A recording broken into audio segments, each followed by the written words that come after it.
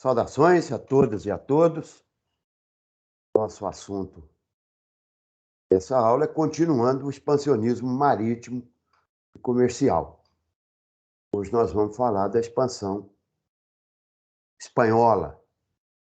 Então eu compartilho com vocês desde já o PowerPoint para que a gente siga aí o nosso roteiro.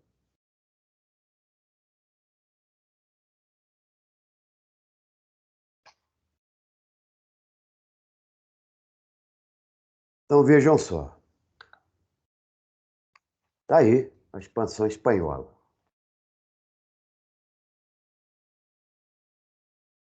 Desde o século, aproximadamente o século VII, século VIII, a Península Ibérica, hoje região da Espanha e de Portugal, foi dominada pelos muçulmanos árabes, chamados pelos ibéricos de mouros. Então, durante aí vários séculos, aquela região da Península Ibérica esteve sob o domínio muçulmano. E aqueles senhores feudais, né, aquelas casas feudais ibéricas, sempre lutaram contra essa invasão muçulmana e, por vários séculos, as guerras de conquista rolaram e na região da Península Ibérica. Quando chegamos aí ao século XIV e o século XV, são as últimas lutas para a expulsão dos muçulmanos, guerras de reconquista, né? E a formação do Estado Nacional Espanhol, que começa a partir da união, essa unidade territorial, ela começa com a união entre a rainha de Castela, a rainha Isabel, e o casamento com o rei de Aragão, o rei Fernando. Esses dois reinos se fundem num só, empreendem uma guerra de reconquista juntos da região de Granada, são os últimos mouros que serão expulsos da Península Ibérica, e anexam logo depois a região de Navarra, então formando então o Estado Ibérico.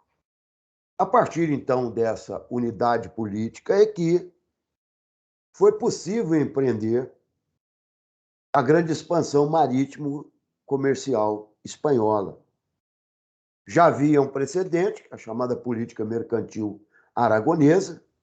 O Reino de Aragão já possuía um comércio valoroso com o Mediterrâneo, especialmente com as cidades italianas de Gênova e Veneza, dominava algumas ilhas,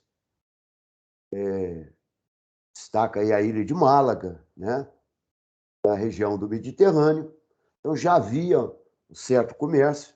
Agora, necessário ampliar esse comércio, já que Portugal, né, que pertenceu há um tempo ao próprio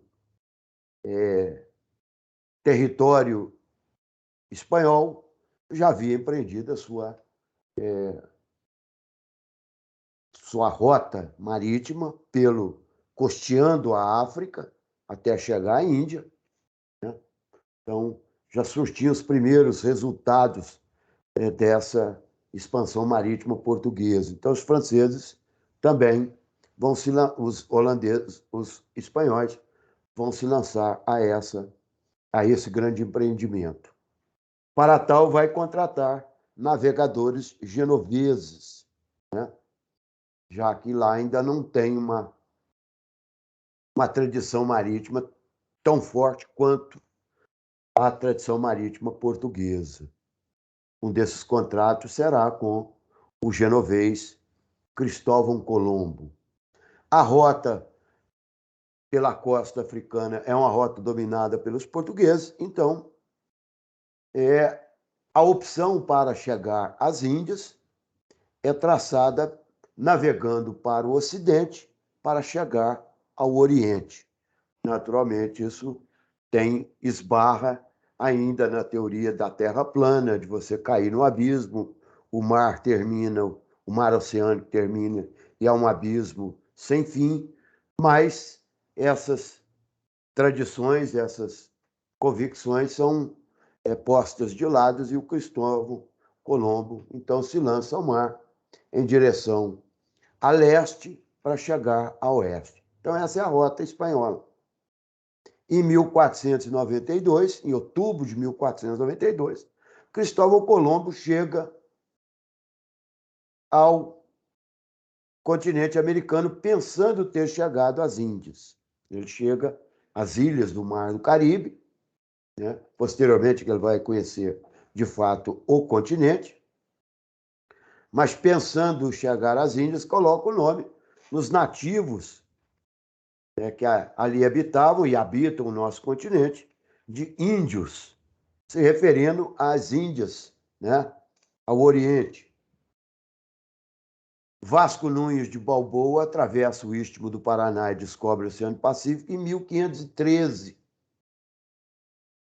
Né? Então, já é possível fazer uma rota leste-oeste para chegar, de fato, às Índias, o que ocorre com Fernão de Magalhães, quando ele costeia a América do Sul, atravessa o estreito do final da América do Sul, batizou esse estreito de Estreito de Magalhães, né? E atravessa o Pacífico e chega às Índias. Uma viagem extremamente longa, dispendiosa, mas essa altura do campeonato, os espanhóis já estão interessados em explorar agora o novo continente, que na segunda viagem para a América, feita por Américo Vespúcio, um genovês também, batizou-se esse novo continente de América. Né? Então, agora, os espanhóis vão empreender, em vez de buscar esse comércio extremamente dispendioso com as Índias, ele vai começar a explorar a região do novo continente. E aí nós vamos conhecer um novo fenômeno de exploração econômica capitalista, chamada de colonialismo. Né? Em 1494, o Tratado de Tordesilhas cria um espaço de disputa e de moderação entre Portugal e Espanha, e fica acertado que todas as terras a oeste da ilha de 200 léguas da ilha de Cabo Verde pertenceriam a Portugal e as a leste pertenceriam à Espanha. Então, nesse aspecto, bastou ali alguns anos para que os portugueses viessem apossar do seu pedaço do continente americano, transformando esse espaço territorial na colônia do Brasil. No momento oportuno, nós vamos falar sobre isso. Bom, importante falar também sobre o declínio do expansionismo comercial português e espanhol, porque já ao final do século XV, do século XVI, esses dois estados, se Portugal, durante o século XV, dominou os mares e dinamizou o comércio internacional, no século XVI os espanhóis vão fazer o mesmo. Mas no final, já no século XVI, vão entrar em declínio essas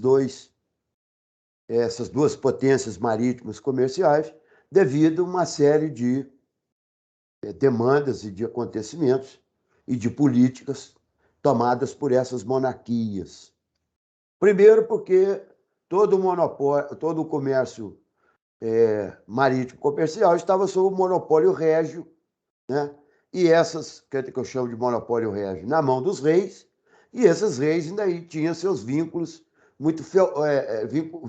vínculos muito ligados ainda ao feudalismo, a questão da agricultura, não utilizaram as riquezas provindas desse comércio ultramarinho para dinamizar as suas próprias economias, não é? Na medida que são países pequenos, especialmente Portugal, pouco habitado, né? Pouca população, na medida que esses domínios vão crescendo para a África, a Ásia e a América, então pessoas têm que ir, né? Funcionários públicos, militares, povoar, povo e mesmo para povoar essas regiões. Então, um grande declínio demográfico nesses países, não é? Recrutamento constante, despesas muito grandes, né? Que essas, para manter essa expansão marítima e agora a colonização, né? Essas monarquias são obrigadas a contrair, especialmente Portugal, né? Impostos e dívidas com banqueiros holandeses, aí está escrito Flamengos, né? Holandeses e italianos. Então, começam a se endividar, o dinheiro faturado nessa expansão marítima e na colonização é utilizado para pagamento dessas dívidas, né? Aliados a uma política religiosa intolerante, ou seja, a expulsão dos não-judeus ou dos judeus convertidos, a expulsão dos mouros dos seus territórios, né? Portugal e Espanha, esses indivíduos muito vinculados ao comércio, né? Muito vinculados ao financiamento de empreendimentos, são expulsos por uma questão, né, da Inquisição, da Igreja Católica, do alinhamento com as monarquias. Então, essas populações enriquecidas são expulsas, e aí falta dinheiro, né? Falta mão de obra qualificada para o empreendimento do comércio e da colonização. Além do que, essas monarquias gastam fortunas absurdas, né, com os privilégios da nobreza e do clero. Pensões, não pagamento de impostos, isenção de impostos, terras, doações, né? Uma monarquia extremamente pomposa, luxuosa, dispendiosa. Então, vamos entrar em crise, de fato, aí no final do século XVI, afora o que nós chamamos das pressões externas, que é a pressão dos ingleses, franceses, holandeses, por também um espaço marítimo comercial, por também áreas de colonização. Então, nessa aula eu fico por aqui, agradeço a todas e a todos, tenham todos um bom final de semana.